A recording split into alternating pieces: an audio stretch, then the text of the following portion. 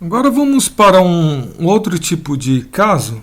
Seria em uma máquina onde a gente teria, em vez de um recurso de cada tipo, a gente teria, em inglês, multiple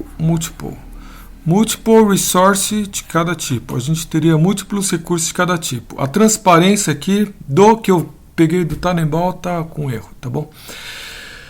Bom, aqui nesse caso,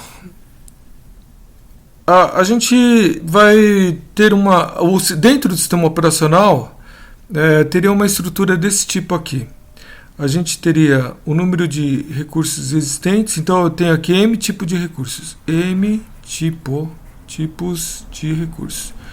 E para cada recurso eu tenho, por exemplo, para o recurso 1 eu teria E1 recursos, para o recurso do tipo 2 eu teria E2 recursos, para o recurso do tipo 3, E3 recursos, vai indo.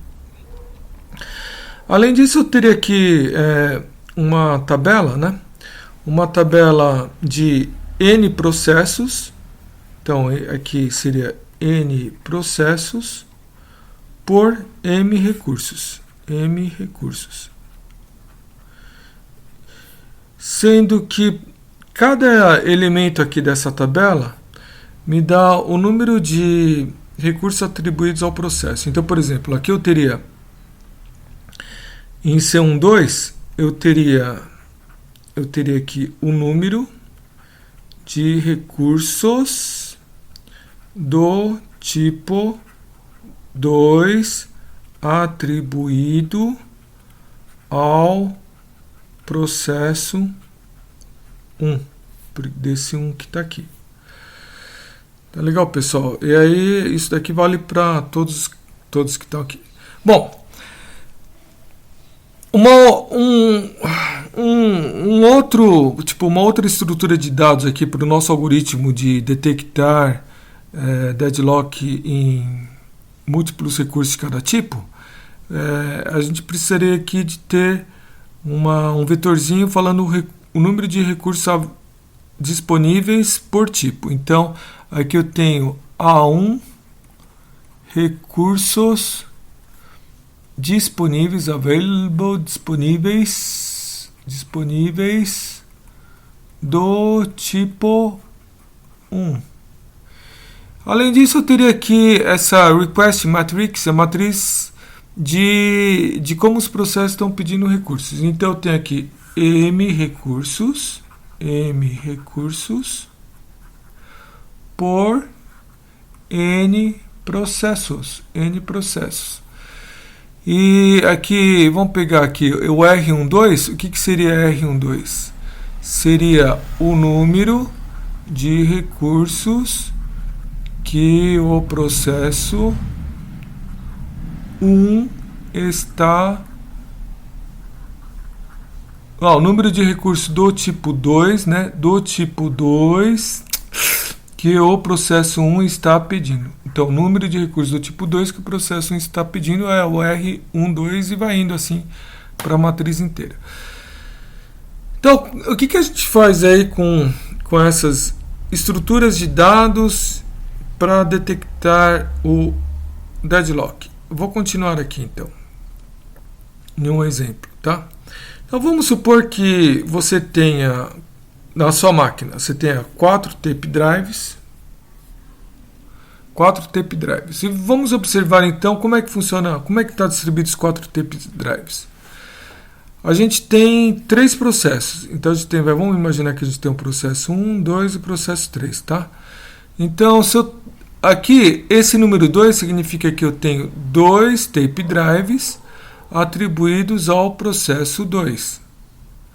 E eu tenho 2 tape drives disponíveis aqui, tá? Então, se você pega esse 2 mais 2, dá 4. Tá legal? 4 que está aqui. Então, acho que vocês pegaram a ideia, né? Então, a gente soma aqui na coluna o número de recursos que tem. Então, aqui eu tenho um recurso, que é um plotter. Somado com um plotter disponível, eu tenho 2 plotters na minha máquina existentes. Qual que é o número de scanners? 1 mais 0 mais 2 dá 3. 3 scanners atribuídos aos processos, né? 1 atribuído ao processo 1, 2 atribuído ao processo 3. Tem 3 scanners aqui. e 0 scanners disponíveis. Então 1 mais 0 mais 2 mais 0 é igual a 3, e 0 mais 1 mais 0 mais 0 dá 1 CD-ROM que está aqui, tá? E aqui eu tenho aqui os pedidos que cada processo está fazendo. Então o processo número 1 está pedindo 2 tape drives, 0 plotter, 0 scanner e 1 CD-ROM. Então vamos imaginar que ele está pedindo isso daqui em um certo momento, tá bom? Será que com esses recursos disponíveis eu posso atender a esse processo número 1? O que vocês acham? Óbvio que não, né, pessoal? Por quê? Porque aqui ele está pedindo um CD-ROM, ele está pedindo um CD-ROM aqui, e eu tenho 0 CD-ROMs. Então, esse processo ele não pode ser atendido. Será que o processo 2 pode ser atendido? Também não, né, pessoal? Por quê? Por causa dos scanners que estão aqui. Ele está pedindo um scanner e eu tenho 0 scanners disponíveis, então não posso. Será que o processo 3 pode ser atendido, pessoal? Pode, né?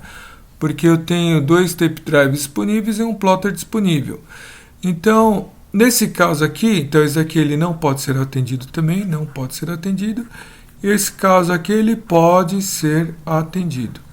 Então, a gente analisando essa estrutura de dados, a gente pode tomar uma conclusão. Será que essa máquina está com os processos em deadlock ou não? A resposta é: essa máquina ela não está com os processos em deadlock. Então, aqui nesse caso, como esse processo 3 aqui está rodando, então a gente vai falar que essa máquina não está em deadlock. Não está em deadlock.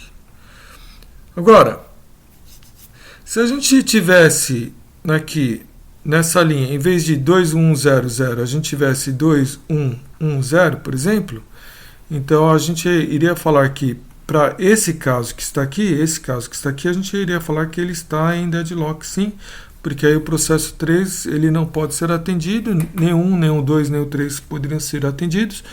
Então, nesse caso aqui, de detecção de deadlocks com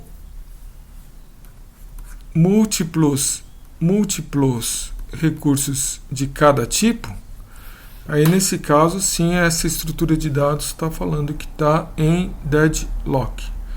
Então é isso daí, pessoal.